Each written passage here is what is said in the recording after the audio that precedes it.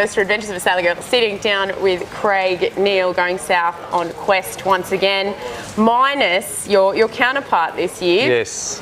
Which is a little bit sad, but I mean, you've basically been through a training program leading up to this with Bob Steele, one of the greats. Yeah. I mean, are you excited to go south with it under your reins? I am, complete? yeah. I'm quite honoured to take on the Quest legacy, to take it forward for this race. We're missing Bob, but although he's not sailing, he's on the phone every second day, giving us plenty of advice. So plenty of advice. I love it. He's not backwards and coming forward. So yeah. I love that it has the Quest name again. It's obviously been balanced. It's won under both banners, but Quest definitely has some heritage to it. It does. Yeah. Is that pressure?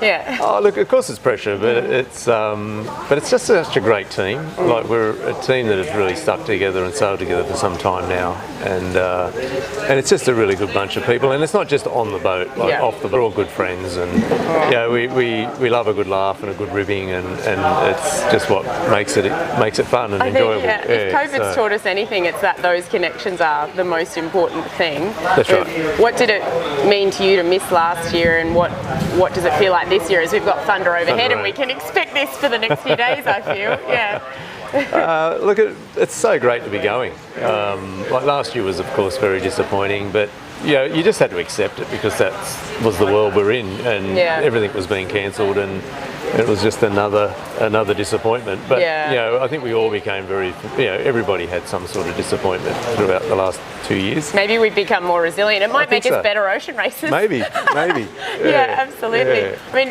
so for you, what warm-up races have been happening? I mean, what have you been working on? Any changes to the hull, etc.? Yeah, look, we this year we decided not to race as much as we've been training. So we've actually been training more than we've been racing, and this is a slightly different approach because normally we're racing every single weekend leading into an event like this. But we've actually only been in 4 races leading in.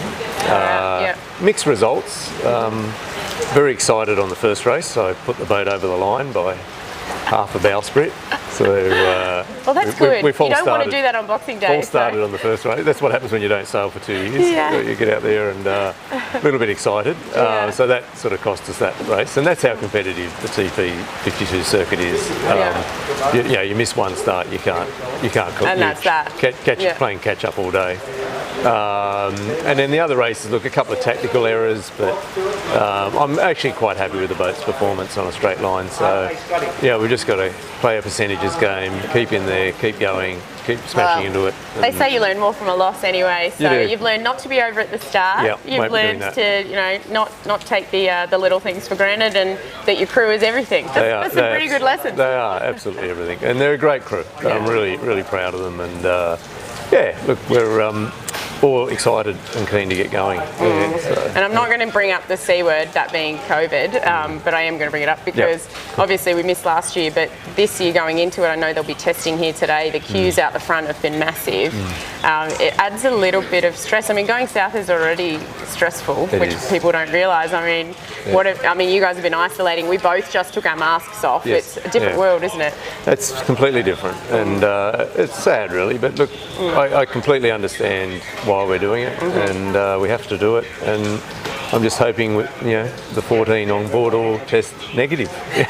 I feel like there's going to be 2 celebrations in Hobart. It's if you make it, as in you make the race, and then if you make it without COVID, and then everyone can have a really really nice drink together because we're all COVID free. That's right. And we've made it to the end of the Hobart. Well, I certainly hope no one takes the virus to Tasmania, which would be certainly any sailors. That's not what we want to do, isn't it? No, excellent. Well, I wish you all the best. Let's get away from this time.